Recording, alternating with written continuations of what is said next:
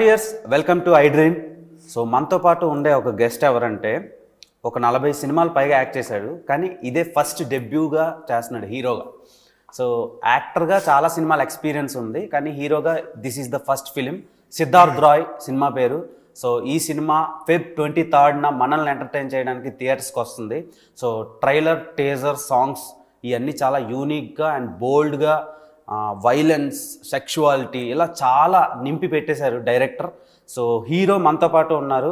ఇలాంటి సబ్జెక్ట్తో డెబ్యూ ఇవ్వడానికి రీజన్స్ ఏంటని అడిగి తెలుసుకునే ప్రయత్నం చేద్దాం. హాయ్ దీపక్ సరోజ్ గారు. హలో అండి, హౌ యూ? ఫైన్, మీరు ఎలా ఉన్నారు? గుడ్.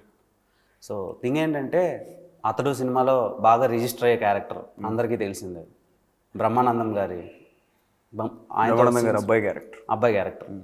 సో తర్వాత అలా చాలా చైల్డ్ ఆర్టిస్ట్గా చాలా సినిమాలు చేశారు. అండ్ ఇప్పుడు సిద్ధార్థ్ రాయ్ అని మా ముందుకు వస్తున్నారు.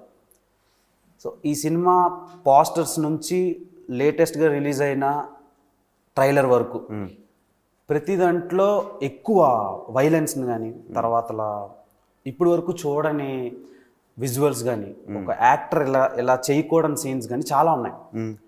దానికి రీజన్స్ ఏంటి? అలాంటి కథని మీరు ఎంచుకోవడానికి రీజన్స్ ఏంటి? ఏమున్నాయి ఇప్పుడు వరకు యాక్టర్ చేయకుండా ఉండింది అని ఏమున్నాయి? అంటే యాక్టర్ చేయొచ్చు, అవి ఆడియన్స్ చూడకూడనివి. ఫర్ సపోజ్ మీరు ట్రైలర్ కట్లో లాస్ట్లో క్లాస్ రూమ్లో ఒక అమ్మాయితో కూర్చొని కింద ఒక బోల్డ్ సీన్ ఒకటి ఉంటుంది.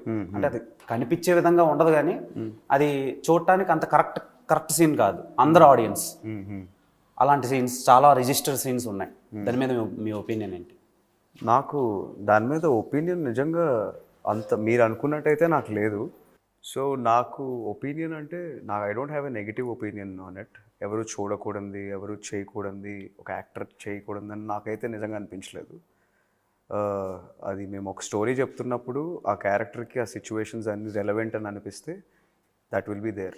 And when censor only gave permission with 0 cuts, I don't think అది సినిమా చూడొచ్చనే కదా సెన్సార్ ఇచ్చింది విత్ 0 cuts. ఆ సీన్ కూడా ఉన్నట్టే కదా. సో చూడకూడదని ఏం లేదు. మీరు మేబీ మీ పాయింట్ ఆఫ్ వ్యూ ఏంటంటే why did you choose a violent character, this violent character, violent and bold. Yeah, నాకు ఏ రోజు బోల్డ్ క్యారెక్టర్ చేయాలి, వైలెంట్ క్యారెక్టర్తో ఎంటర్ అవ్వాలని నాకైతే ఏం లేదు. But if you ask me what is my favourite character, నాకు aggressive, rage and intense dramas నాకు ఇష్టం నార్మల్గా.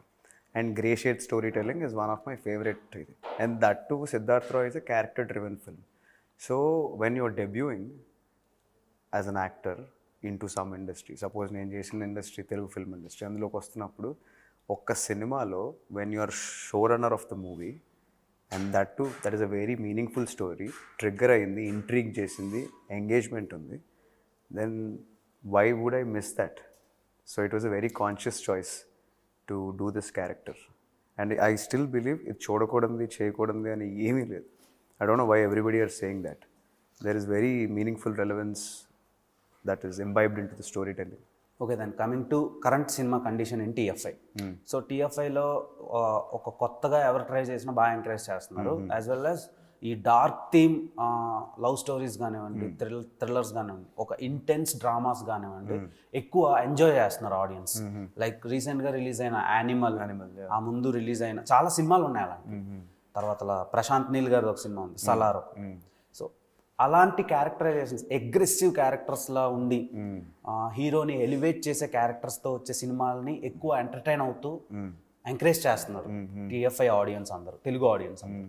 సో ఆ కోణంలో మీరు దృష్టిలో పెట్టుకొని ఈ సినిమాని ఎగ్రీ అయ్యారా, లేదంటే డైరెక్టర్ చెప్పే విధానానికి మీరు కనెక్ట్ అయ్యారా? అసలు ఏం చెప్దాం అనుకుంటున్నారు ఆడియన్స్కి సిద్ధార్థ్ రాయ్తో? So Animal December 1st release అయింది మొన్న 2023. We started, I signed this film 2022, January 28th fix అయిపోయింది ఈ మూవీ నాకు. అప్పటికి యానిమల్ ఎగ్జిస్టెన్స్ కూడా నాకు తెలియదు, ఉందో లేదో దాని స్టోరీ ఏంటో కూడా. సో ఇదిలా అవుతుందని ప్లాన్ చేసింది అయితే ఇది ఖచ్చితంగా కాదు. సిద్ధార్థ ద్వారా ఏం మెసేజ్ ఇవ్వాలి అనుకుంటున్నామంటే అది సినిమా చూస్తేనే తెలుస్తుంది. ఒక లాజికల్ స్పెక్ట్రంలో బతికిన ఒక క్యారెక్టర్, ఎక్స్ట్రీమ్ లాజికల్ స్పెక్ట్రంలో బతికిన ఒక క్యారెక్టర్ ఫ్లిప్ అయ్యి అది ఎమోషనల్ అయ్యి దానికి ఆ క్యారెక్టర్లో ఒక లవ్ స్టోరీ యాడ్ అయితే and that is a beautiful love story. ఇలాంటి ఒక ఎక్స్ట్రీమిస్ట్ అసలు లవ్ని ఎలా యాక్సెప్ట్ చేశాడు, because love is an emotion. ఆ లవ్లో what happen to him, what are the next few series of incidents he got to see, and how did his life travel further. ఈ beautiful constructive జర్నీలో they is a lot you can receive message. ఒకటి కాదు message సినిమాలో, there are, if you can see there are many messages.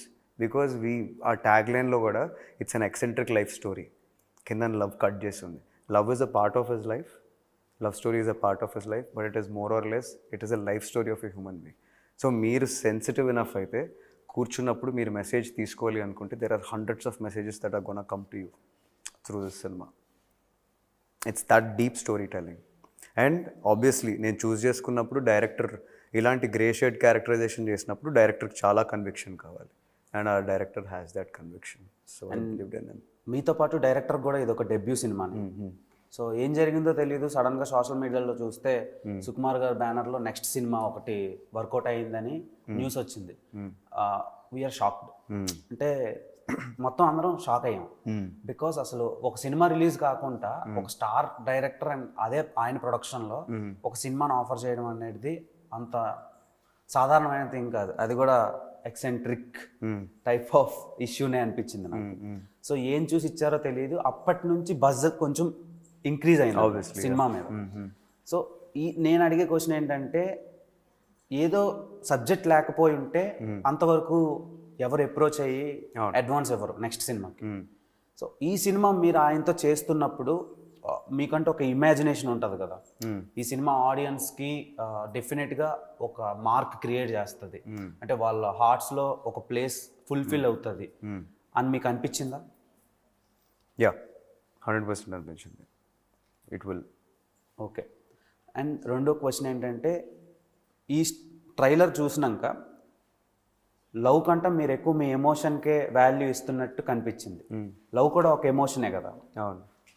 So దానికంటే strongest emotion ఏం చూపిస్తున్నారు మీరు సినిమాలో? అంటే we will construct the question properly. Love కంటే ఎమోషన్కి ఎక్కువ వాల్యూ ఇచ్చామంట. సో వెన్ ద రూట్ ఎమోషనే లవ్ కదా అక్కడ. So when you are in love there are several other emotions that will follow up కదా. సో ఆ రియాక్షన్ ఆఫ్ దట్, ఆ రిలేషన్షిప్లోంచి వచ్చే రియాక్షనే కదా ఈ మెనీ అదర్ ఎమోషన్స్.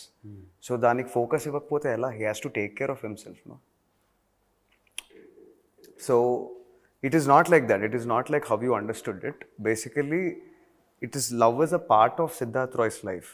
But ఒక లాజికల్ స్పెక్ట్రమ్లో ఉండేవాడు, ఒకసారి ఎమోషనల్ అయితే వాడి కంట్రోలబుల్ సిచ్యువేషన్లో లేడాడు. ఆ అన్కంట్రోల్డ్ సిచ్యువేషన్లో he is flowing, emotions are overflowing.